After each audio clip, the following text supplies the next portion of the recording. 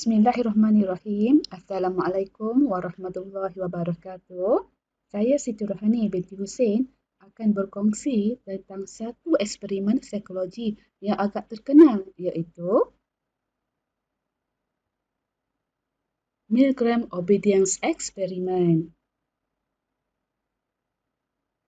Salah satu kajian yang paling terkenal dalam psikologi telah dilakukan oleh Stanley Milgram dengan eksperimen yang kontroversi mengenai ketaatan yang dijalankan pada tahun 1960-an. Beliau merupakan seorang ahli psikologi di Universiti Yale. Milgram melakukan eksperimen yang memfokuskan pada konflik antara kepatuhan terhadap otoriti dan kesedaran peribadi. Milgram menjalankan eksperimen ini selepas perbicaraan Nuremberg, iaitu selepas Perang Dunia Kedua, yang melibatkan Adolf Eichmann, seorang pegawai Nazi yang dipertanggungjawabkan mengurus pengangkutan bagi orang Yahudi ke kem tahanan supaya mereka dibunuh. Disebabkan kejadian yang berlaku semasa perbicaraan tersebut telah menarik minat Milgram untuk menjalankan eksperimen.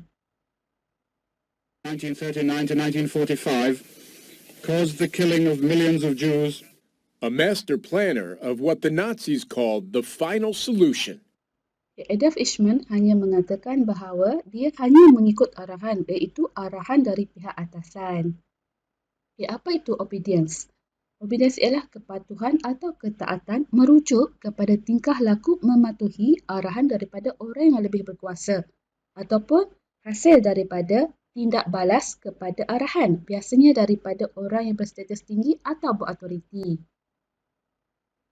Sedikit tentang Stanley Milgram. Stanley Milgram ni dilahirkan pada 15 Ogos 1933 dan beliau meninggal dunia pada 20 Disember 1984.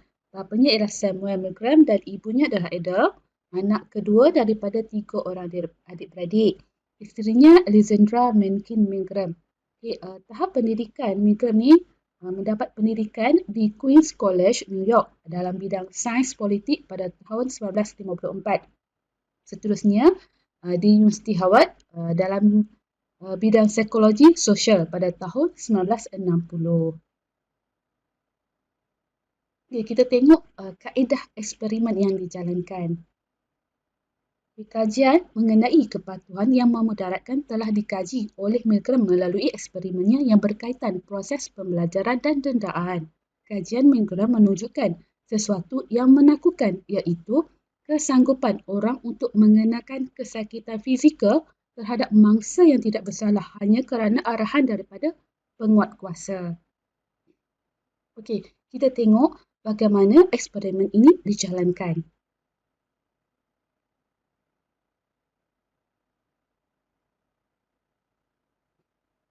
Stanley Milgram telah mengeluarkan iklan melalui akhbar New Haven yang menyatakan mencari sukarelawan untuk menyertai sebuah eksperimen. Iklan tersebut menyatakan untuk mengkaji tentang memori pembelajaran yang dijalankan oleh jabatan mereka. Dalam iklan tersebut, tawaran untuk sukarelawan itu akan dibayar sebanyak $4.50. Sampel pula terdiri daripada 40 orang lelaki dewasa yang berumur dalam lingkungan 20 tahun hingga 50 tahun dari pelbagai kehidupan dan tahap pendidikan. Sukarelawan yang datang ni perlu mencabut undi untuk menentukan siapa akan menjadi pelajar dan guru. Guru dan pelajar akan berada di bilik yang berasingan. Badan pelajar akan dipasang elektrod. Di hadapan guru pula terdapat electric board yang ditulis beberapa perkataan like shock, moderate shock, strong shock, very strong shock. Guru yang berada bersebelahan bilik pelajar diberi penerangan. Pelajar akan menyambung perkataan yang diberikan oleh guru. Sekiranya pelajar memberi jawapan yang salah, guru perlu memberi dendaan, iaitu kejutan elektrik. Kejutan bermula pada tahap 15 voltan dan akan meningkat dengan kenaikan 15 voltan sehingga 450 voltan. Okey, ini adalah gambaran kedudukan semasa eksperimen itu berlangsung. Okey, peserta akan diarah memberi kejutan yang lebih tinggilah dengan setiap jawapan yang salah. Okey, bersama dengan guru ada seorang lagi yang memberi arahan untuk guru tersebut. Okay, seterusnya, apabila mencapai 135 voltan, kebiasaan guru akan cuba untuk berhenti dan mempersoal penyelidik tujuan sebenar penyelidikan. Okey, ketika guru tersebut mempersoalkan, yang berada bersama dengan guru tersebut akan menyatakan sila teruskan. Eksperimen ini memerlukan anda untuk teruskan. Memang penting untuk anda teruskan. Okay? Anda tidak mempunyai pilihan. Ia mesti diteruskan.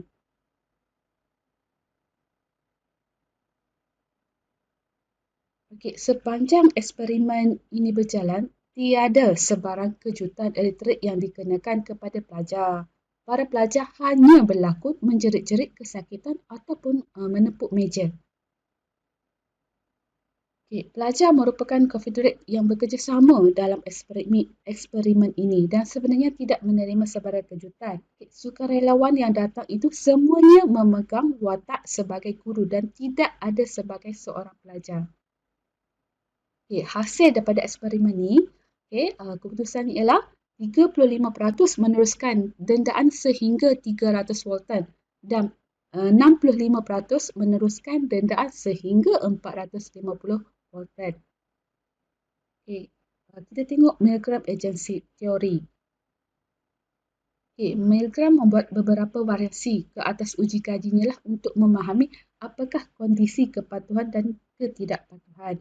Sebanyak 19 eksperimen ketaatan yang berbeza dijalankan oleh Milgram dan menunjukkan bahawa kesanggupan orang untuk mengenakan kesakitan fizikal terhadap mangsa yang tidak bersalah hanya kerana arahan daripada penguatkuasa.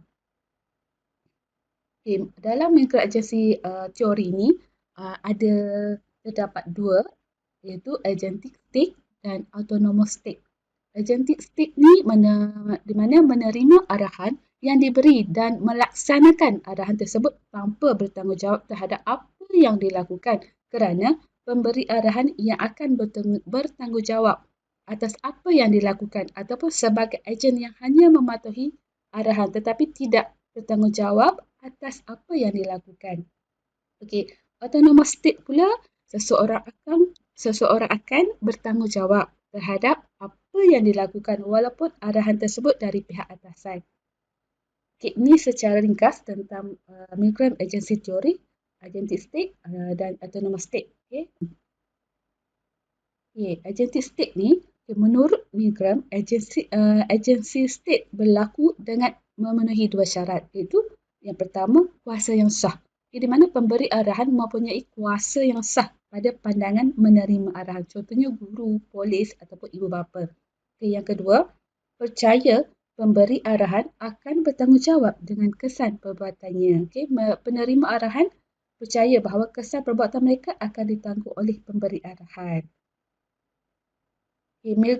Dalam Milgram agency teori ni, teori agensi ini mengatakan bahawa orang akan mematuhi pihak berkuasa apabila mereka percaya bahawa pihak berkuasa akan bertanggungjawab terhadap akibat tindakan mereka. Ini disokong oleh beberapa aspek bukti Milgram.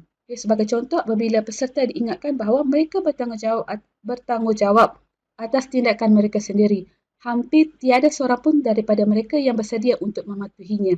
Sebaliknya, ramai peserta yang enggan berbuat demikian jika eksperimen mengatakan bahawa dia akan bertanggungjawab. Faktor-faktor yang mempengaruhi arahan. Faktor-faktor yang mempengaruhi arahan dari segi uniform. Kalau dari eksperimen yang original, pihak yang bertanggungjawab memakai lab coat yang berwarna kelabu. Dalam eksperimen yang lain pula, pihak bertugas memakai pakaian yang casual. Didapati kepatuhan telah menurun sebanyak 20%, iaitu sebanyak 45%. Ini dari segi uniform. Seterusnya, lokasi. Milgram juga telah ubah Lokasi eksperimen yang dijalankan iaitu di sebuah pejabat yang kusam dan didapati peratus kepatuhan menurun sebanyak 47.5%. Seterusnya, kehadiran eksperimental. Hanya beberapa arahan, hanya memberi arahan melalui telefon dan didapati ramai peserta yang meninggalkan tempat tersebut kerana tidak mahu menurut arahan. Ini menunjukkan seseorang itu lebih tidak mengikut arahan apabila orang yang memberi arahan tidak berada di tempat kejadian. Faktor situasi yang mempengaruhi arahan ini, sistem yang mempunyai legitimasi, di mana arahan yang berkuasa dilihat sentiasa tepat dan betul. Contoh kerajaan, keluarga dan organisasi tertentulah. Seterusnya, legitimasi pihak berkuasa ataupun kuasa yang dipegang dalam sistem. Seseorang yang memegang jawatan mempunyai kuasa penuh. Contohnya ketua polis, jeneral, pengetua dan naib chancellor. Seterusnya, legitimasi arahan dan permintaan merujuk kepada persepsi seseorang bahawa apa yang diarah bersesuaian dan sah dan patut berdasarkan pangkatnya. Contohnya, isteri taat kepada suami, anak patuh kepada ibu bapanya. Dalam eksperimen ni, Milgram ni, ada moral strength. Di mana apabila seseorang tokoh berkuasa mengeluarkan perintah yang bertentangan dengan hati nurani kita, kita akan mengalami tekanan moral. Ini kerana kita mempunyai dua dorongan yang bercanggah, iaitu untuk mematuhi tokoh pihak berkuasa dan jagaan masyarakat macam mana. Seterusnya ialah untuk mematuhi nurani kita, hati kita dan dengan menjaga imej diri kita sendiri sebagai orang yang baik. Ketegangan moral ni mungkin muncul sebagai tekanan fizikal seperti berjabat tangan, menggenggam tangan ataupun menangis. Milgram menunjukkan bahawa pesertanya sendiri menggunakan mekanisme pertahanan, istilah yang asalnya digunakan oleh Freud untuk mengurangkan ketegangan moral. Dalam teori kesan sosial oleh Bob Lanten 1981 menyatakan bahawa jumlah pengaruh sosial ini bergantung pada 3 faktor. Itu telefon. Kesimpulannya, Milgram berpendapat bahawa manusia cenderung mengikut atau mematuhi arahan pihak atasan walaupun ia melibatkan pembunuhan orang yang tidak berdosa atau orang yang tidak bersalah. Mematuhi arahan daripada pihak atasan telah dipupuk dari kita sejak kita kecil lah. Eksperimen ini banyak dikritik oleh ahli sosial psikologi lain. Dalam kehidupan kita, lebih cenderung untuk mengikut arahan orang yang memegang kuasa atau mempunyai kuasa untuk memberi arahan. Walaupun arahan itu bertentangan dengan pendapat atau pandangan kita. Hasil dari eksperimen ini, sebelum kita menerima arahan, kita hendaklah meletakkan diri kita pada orang yang akan menerima kesan dari perbuatan tersebut walaupun kita hanya menerima arahan sahaja. Arahan yang tidak bersifat penyalahan pada diri berlaku biasanya menyebabkan orang patuh. Arahan yang bersifat ancaman akan dipatuhi kerana khawatir akan mendapat kesulitan. Arahan daripada pihak berautoriti akan dipatuhi tanpa banyak soal kerana mungkin akan mendapat dendaan sekiranya ingkar. Contohnya pemakaian pelitup muka.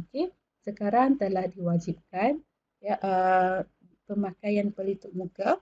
Bermulanya eksperimen ini telah menghasilkan beberapa kajian yang lain mengenai kepatuhan atau ketaatan. Ini menunjukkan masyarakat hari ini lebih cenderung untuk mematuhi atau mentaati orang yang lebih berautoriti.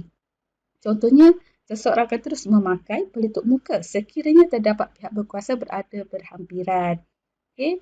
Begitu juga dengan sekatan jalan raya yang dilakukan oleh pihak berkuasa. Seseorang itu akan mematuhi peraturan yang telah ditetapkan seperti memakai tali pinggang keledar.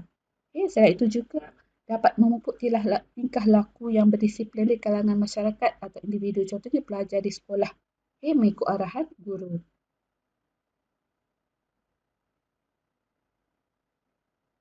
Ketaatan kepada pihak berkuasa adalah mendalam dalam diri kita berdasarkan cara kita dibesarkan. Ini kata-kata daripada Stanley Milgram.